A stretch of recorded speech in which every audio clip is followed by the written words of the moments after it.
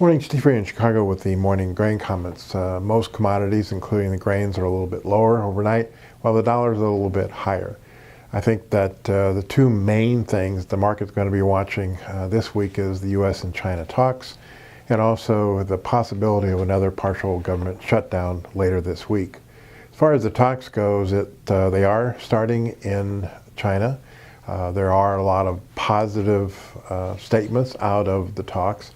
What we're hoping for is that they extend the main talks that include the intellectual properties and the transfer of IT information, and maybe come up with some shopping lists of buying U.S. ag goods to avoid having tariffs put on the remaining China goods on March 1.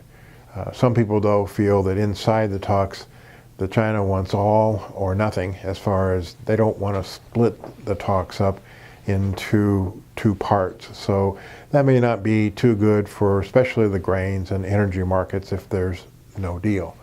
As far as the shutdown again, that would probably be a little negative because it kind of freezes things in Washington and just a lot of bad press going around. So we'll see if they can avoid that. Right now, main talks on the border wall were closed down because they couldn't come up with an agreement. As far as the USDA numbers are concerned, the USDA's got a corn carryout of 1735. Range of private guesses is from, let's say, 1690 up to that 1735. So some people think that the corn carryout will get just a little tighter. The main thing is what our exports going to be down the road once we get into the South American harvest. And we expect both Brazil and Argentina to have bigger crops in 2019 than last year. The soybean carryout range, USDA was 910. We've got some people at 880 and other people at 965. Again, the key there is just on the soybean export side. You know, how quickly can Brazil cut into our demand, and what is going to be the Chinese demand? The range of guesses for the wheat carryout, the government's 1010. We've got numbers as high as 1085 due to possible lower export. There was some good news in the wheat market overnight. Indonesia bought one cargo U.S. soft red winter wheat. So I think that's a little positive as far as soft red is concerned. That's probably one of the classes we have the least available supply.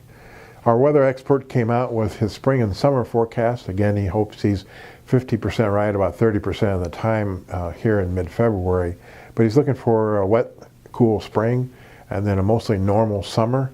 Could be a little bit above normal temps and below normal precipits for parts of Nebraska, western Iowa, and the southern plains. Funds, we're expecting them to be long 16,000 beans, short 31,000 oil. Short a little meal.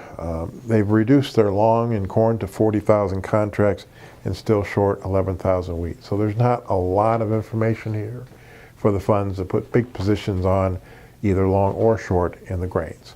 So most commodities are a little bit lower, the dollar is a little bit higher, and a lot of politic trading this week. As always, these are my thoughts and not those of ADM or ADM Investor Services. Have a safe and profitable trading day.